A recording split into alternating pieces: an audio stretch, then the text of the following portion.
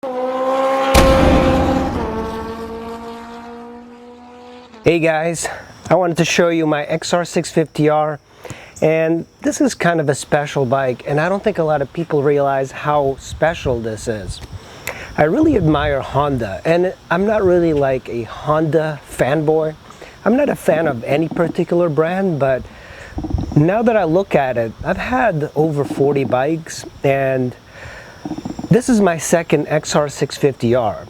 My first XR650R that I had, I used it primarily just for dirt riding, and I had the 21-inch wheels and all the goodies, and it was a really difficult bike to ride well off-road for a beginner like me. This one is in supermoto form, and it's a very good bike for supermoto and a street bike. Most of these bikes have been legalized because it is an old bike. You're looking at a 20-year-old bike. This is an XR650R from the year 2000. So they made them from 2000 all the way to 2007. And one of the common questions I get is this the same as the 650L? And it has nothing to do with the 650L. I think Honda made a mistake by naming it so closely to the 650L.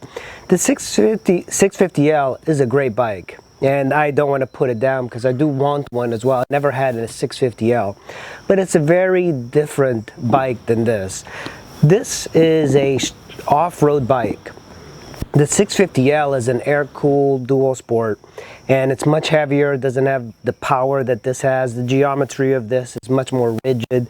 This one is just an incredible bike. And I was thinking about Honda bikes, and when you look at a lot of the bikes that Honda makes, they do have a cult-like following.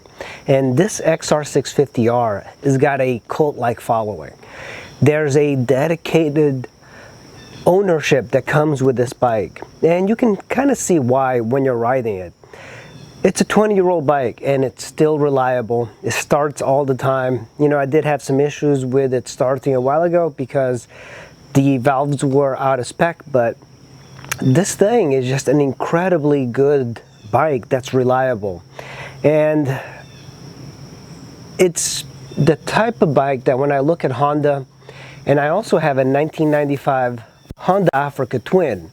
So for the longest time, Honda didn't make a new Honda Africa Twin, and they're making these bikes now that are kind of bringing back nostalgia to the people that have them. That's why I think the XR650R is going to be coming back, because Honda does realize how cult-like of a following this thing has gotten.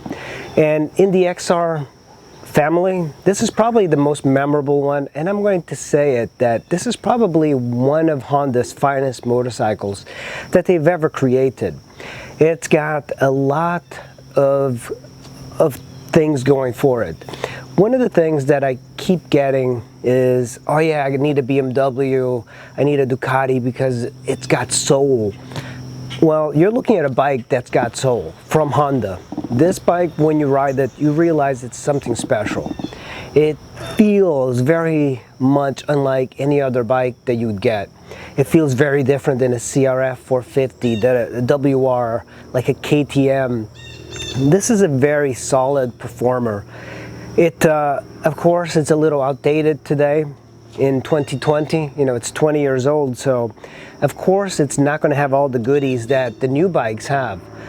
But this bike is very difficult to find these days because the owners do keep them. And I've seen XR650R owners that have, you know, they have like 4 or 5 XR650s in their garage. They really love these things, and they're holding on to them.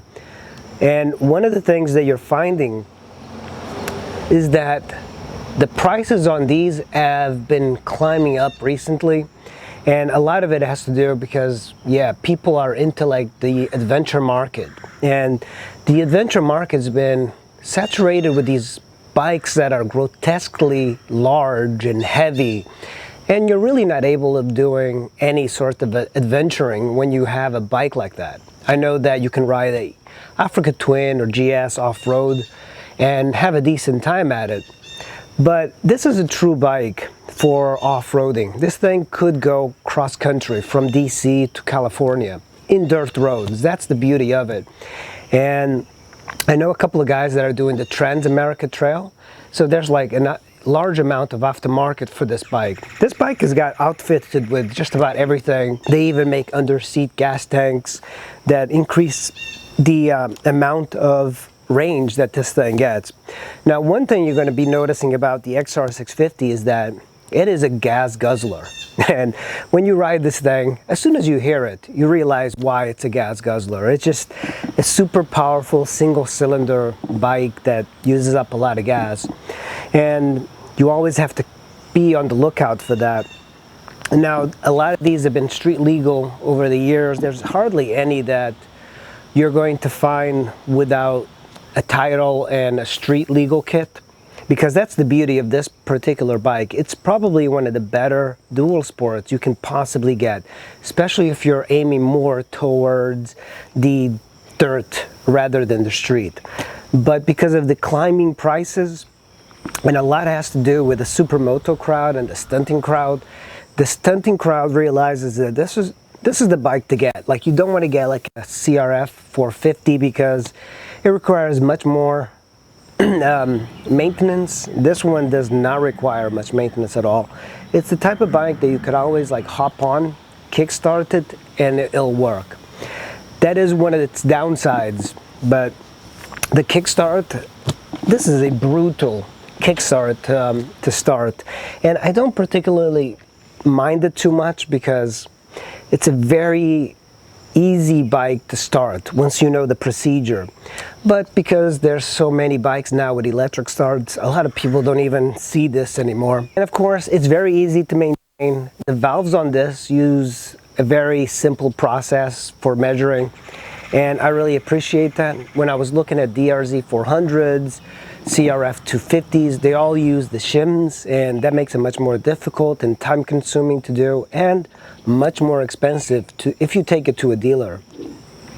Now, this bike you can keep for years and years, but of course it is getting kind of old. Honda's got this pattern of bringing back old popular bikes that they haven't made for quite some time. One is, of course, the Honda Africa Twin. There was a period that Honda did not make it, but the demand was there for the Africa Twin. And if you go to Europe, and I have one in Europe, a 95 Africa Twin, and the prices on those are extraordinarily high. You will see an Africa Twin for 4,000 euros, the V-Twin version. So, and a lot of people love them. You know, I rode an Africa Twin across Europe several times, and everywhere I went, people really loved that bike. So Honda went from a period of not making that bike because the sales, I guess, weren't good, and they discontinued it and they brought it back. So then they have the Honda Monkey, and then they have the new Super Cub. So they're bringing back all of these bikes that are extremely popular now because of the adventure market, and there's a lot more people getting into motorcycling, especially with this pandemic that's going around. People are more interested in riding now than they were in the past, especially in the DC area where I live. There are lots of people that take public transportation, but yet nowadays very few are taking public transportation and relying more on motorcycles and scooters and bicycles. Bicycling around here is very popular as well. There's also like the Honda Element. It's one of my favorite cars. Honda has got a very different way of making vehicles.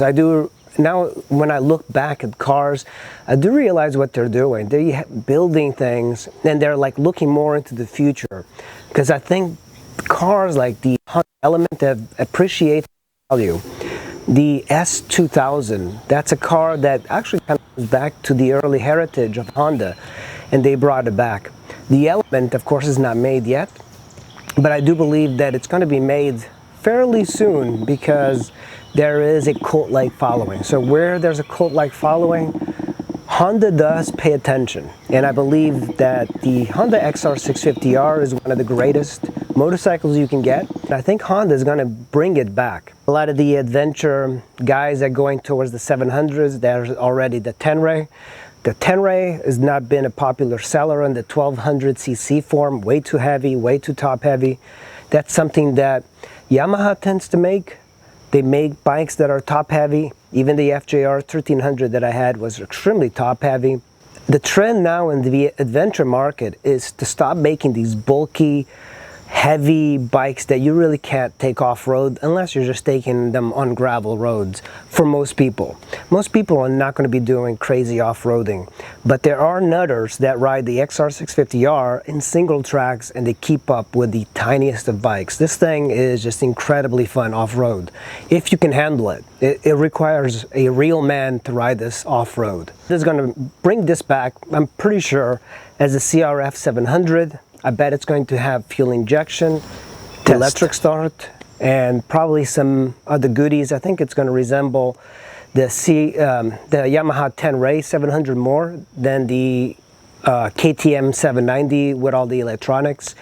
And I believe they're going to keep the costs low, and they're going to make it comparable to the Tenere 700. And I think that's going to be a very popular seller for Honda, because Honda does make these very incredible bikes, and this is probably one of the more incredible ones you can get. I think Honda did a slam dunk with this one. Thanks for watching. I will see you in the next video.